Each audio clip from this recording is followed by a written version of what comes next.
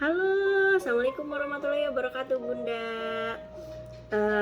Pagi ini bertemu lagi dengan saya Bidan Farida pada channel YouTube yang sama, channel YouTube Bidan Farida.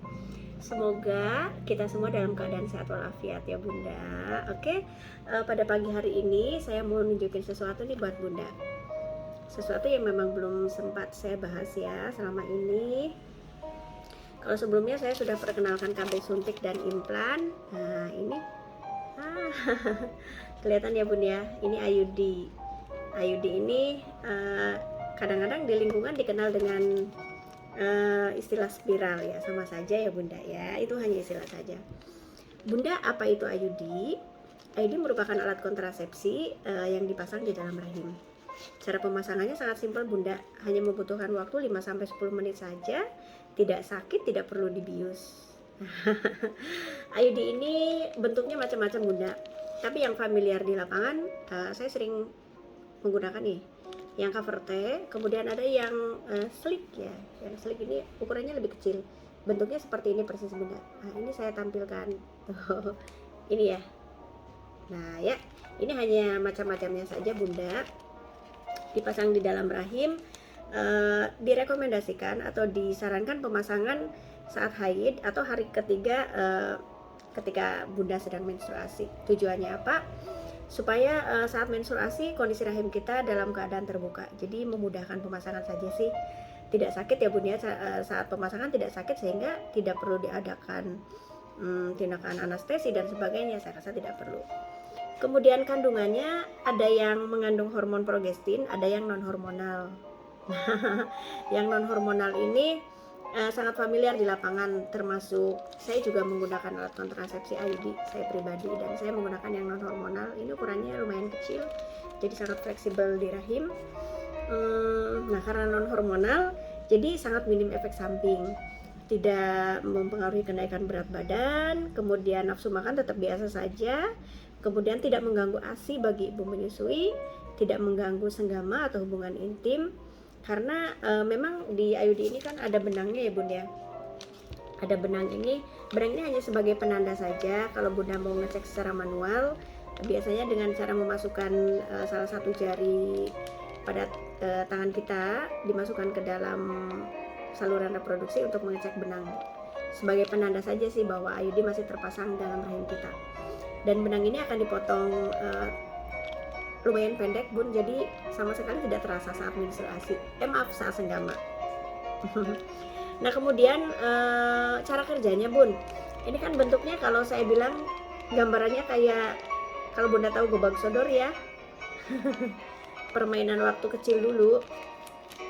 Jadi bentuknya kayak huruf T ini memang mencegah pertemuan antara sel sperma dengan sel telur. Jadi sebelum sel sperma mencapai ke tempat diproduksinya sel telur, maka sperma ini sudah terhalang oleh IUD sehingga sudah mati ya. Kemudian untuk lama pemakaiannya Bun, ini ada yang 5 tahun, ada yang 8 tahun ya. Ini yang 8 tahun, ini ada yang 5 tahun, itu dari CU375 slip.